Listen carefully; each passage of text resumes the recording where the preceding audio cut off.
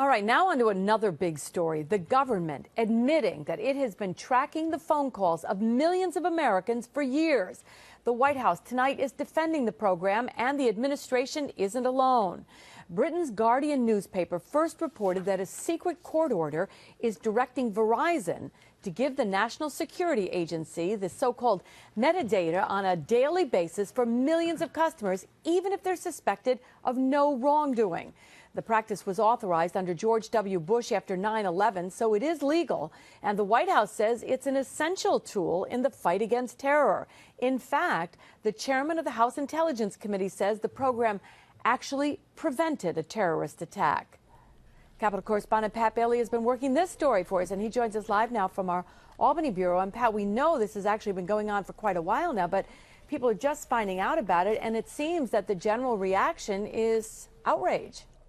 That's absolutely right, Liz. Now, but a majority of the people I talked with today actually said this information sharing is necessary this day and age because of the world that we currently live in to help government with counterterrorism initiatives. However, as you said, many people outraged. The ones who disagree with this, quite vocal. But one local attorney told me, it's like it or not, this is a legal act and it has been going on for years.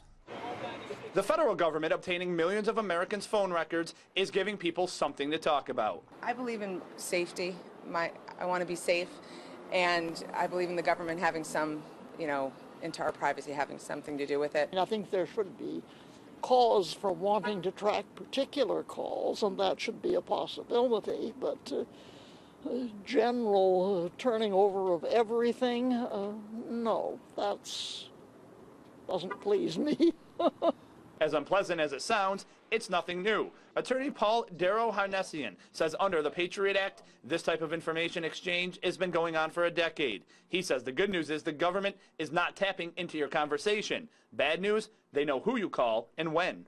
And it shows you how broad not only the Patriot Act is, but how we don't always understand the impact of laws and the powers that are given to government to investigate terrorism. Darrow-Harnessian says this case is being magnified because of the massive amount of numbers requested, a testament to today's technology-run society.